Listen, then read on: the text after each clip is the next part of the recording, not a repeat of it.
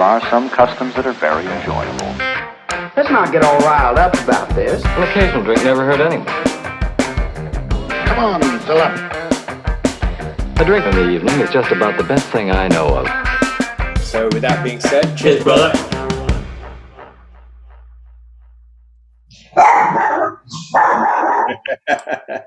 Hey, brother. Why is it? I don't suppose anybody out there would like a very small dog. He's really, really well behaved. He doesn't cause any.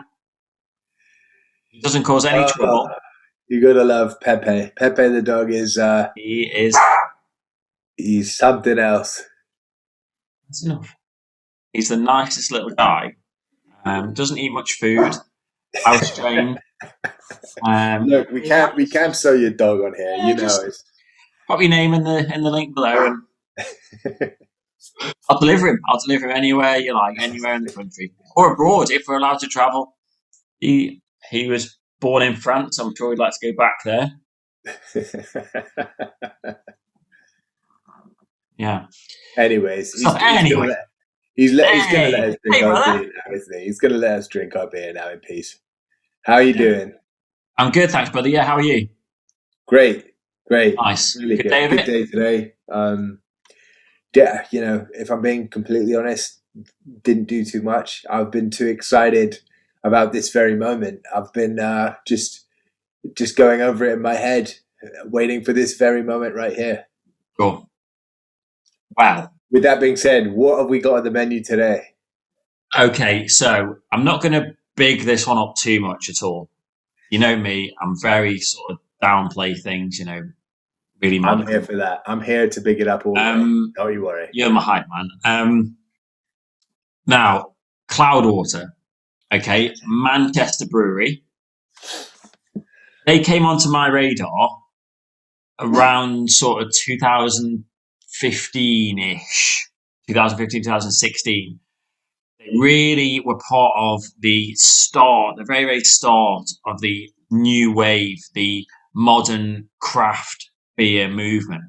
And along with the likes of Hopcraft and people like that, they really started with these interesting dry hopped, floral, tropical, fruity, just these fantastic beers. These are absolutely fantastic beers. And I feel like I've not had a Cloudwater beer for far too long.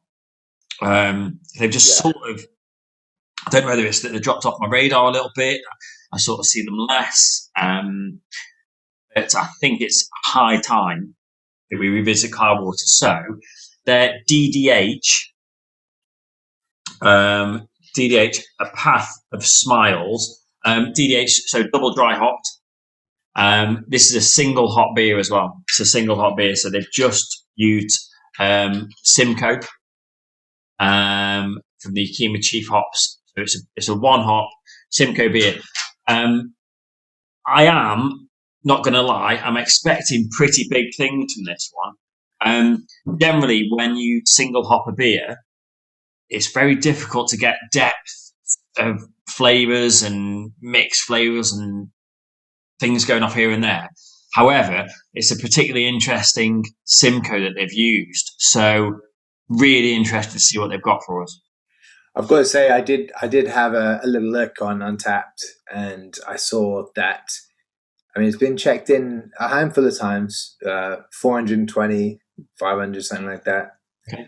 And it's scoring an average 4.11, 4.11, which is, as you know, incredibly good already. And I'm super excited because Cloudwater are one of those breweries that they are in the supermarkets, but they're quite choosy about which supermarkets and how much stuff they put in there. And if you ever see a Cloudwater beer and you grab one from a supermarket, it's probably going to be one of the best ones in that supermarket. And beyond that, I've had some absolute belters from them in the past. So yes, I'm going to grab my can as well, and we'll get that started.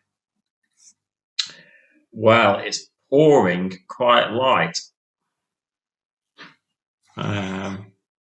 It's got a little bit of a haze to it. Pale golden, slightly hazy. Smells incredible. Oh, interestingly, I had very little fizz on my opening.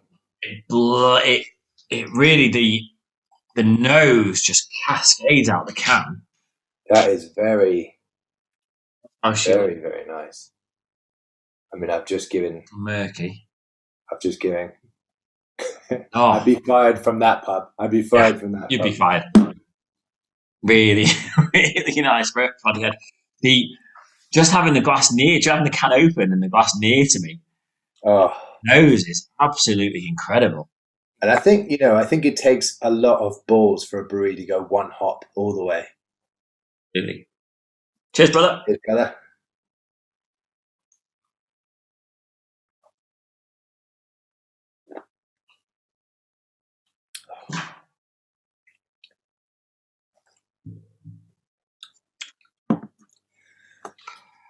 That's what I'm talking about. I'm a big fan of Simcoe, and that is unlike anything I've had. That is absolutely fantastic. I tell you what's really nice about it is that it is 6%, okay, but you get such depth with that 6%. Yeah, and they've really thought about how that single hopping is going to approach the palate. And normally you get either huge up front, this is where the party is, or you get this very little front and then massive mid just kicks in, and you're like, oh. Or you get this really, really bitter finish from the single hop beers because you're not getting those salties. This is absolutely superb. Yes, there's a huge, huge hit at the start, but it just carries on and just slowly, very, very slowly fades away. But there's no part of it that is dominating. There's no part of it that's like overpowering in particular. No, I mean, straight away for me, and I haven't said this about a beer in a while, it's got a really like a grassy, fresh grass, danky taste and smell, and then the actual feel, like as soon as you get it in your mouth, it just coats everything. Yeah, it's really, really good. Really good. Yeah. I mean, I'm getting a lot of earthy tones, a lot of grass in this one for sure. Yeah, I mean, because one of the interesting things about a beer like this, and I'm sure you guys will tell us different, however you taste this one, but I'm pretty sure that you could maybe try a beer like this 3 or 4 times. Every time you just get something slightly different from it. I predominantly I definitely get this sort of grassy, fresh, maybe a bit straw kind of, that dry cut grass. Definitely outdoors. But I also get quite a big tropical. Still quite dry, but really like if you think about like dried mango, dry pineapple, that kind of thing going on. That's well in the middle towards the end there for me. Those huge flavors coming through, absolutely superb. Almost getting a little lime in there as well, like quite a sharp citrus. Yeah, like I'd say a lime more than a. I mean, literally, what can't you get from this beer? Which is incredible. One hop, 6%. It's not like it's, it's been double dry hopped, and you can tell, they are the experts at this. Yeah, this superb, unbelievable. I mean, superb. I guess that kind of raises the question: what where we stand score wise with it? What would you give it? I'm just going to have a little bit more. It's sometimes you just have to work your way down the glass a little bit to get all the angles before you make up your mind. Just a little bit more because the first taste, the first wave is incredible, and you're creeping. You're definitely creeping up towards the top of the end there. But I'm just gonna have a little bit more and see how we get on. I think it's interesting when a beer transports you to somewhere else, and straight away, I kind of, I feel like it's a summer out in the English field, like on a farm somewhere that's close by the seaside. Is somewhere that's you've got some of the sea air, you've got the grassy fields, you've got the tropical vibes, but it definitely doesn't feel like a rainy winter's day for sure. Yeah, it's ironic, isn't it? Like the Manchester Brewers taking you taking you to the seaside on a hot, sunny summer's day. Taking me to the English seaside, yeah. Yeah, literally, like as far away from Manchester as you could possibly get. 200 miles to the sea in any direction. I mean, obviously, the name Cloudwater sort of hints, very much hints at the fact that the water that they use is obviously a big player in the beer they make. Yeah, but, I mean, it's something that's come from the history of brewing. That really, the brewery has surrounded itself more where the water is, as opposed to where it's convenient for the brewery. It's more, is there a well, is there water? Because you obviously need a huge amount of water for the brewing process. Yeah. For the sterilizing the process, but obviously also there's a lot of water in the beer. This stuff as well. Yeah. Yeah. So it can make a huge difference to whether it's hard water or soft water or what you've got. But Cloudwater. Really, or Cloudwater. It's coming straight out of the sky. I don't know. I don't know what the sort of water makeup is like in Cloudwater, but obviously they do an absolutely superb job. It's always really nice when you have a brewery, or particularly for me, I don't know what you guys like, but when you have a brewery that you have liked for a long, long time, and you sort of worry that maybe they get left behind a little bit, or they're not changing enough, or they're not selling enough, or they're having a particularly hard time, or whatever it might be, or you revisit it and you think, wasn't as good as I remember. Yeah.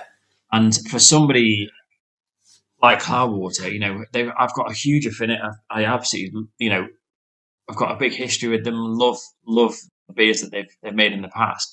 So to have something now, which something I've not had for a long time, and to be so good, it's just it's a really good day. Really good day. Yeah. Yeah. I mean, that's a 6%. I mean, that's thick. It's juicy. It's everything you kind of want from a really great beer. Yeah. A really great IPA. It's kind of all of the things that you would ever want from an IPA, and it's single hopped. It's very rare that you get that at the moment. A single hop beer that's this thick and juicy and just amazingly complex. It's really, really inspired me to revisit Cloudwater. Yeah, the brewery generally. I feel maybe I've done them a disservice by not seeking out their beers in the past year, probably longer than a year. I think I had they did a red ale on cask, which I had. It was probably 12 months ago. I'd have to have a little look, but I can't really remember having a Cloudwater beer for at least 18, 19 months, maybe, for whatever reason, I guess. But reignited the Cloudwater flame, which is a bit of, I don't know if that doesn't really work, but that's what they've done. That's exactly what they were setting out to do with this one. It's called a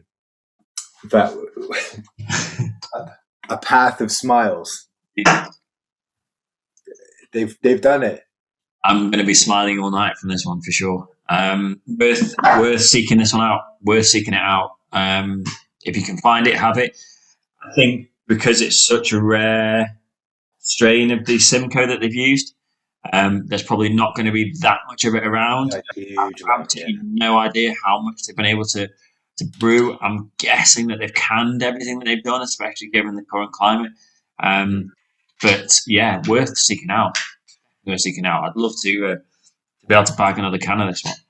Absolutely. So save it for the sunshine. Now you've worked your way down that glass a little bit more. Yeah.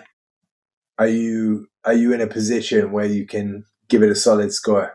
I am, and I'm going to give it a 4.5. Exactly the same as what I was going to give it.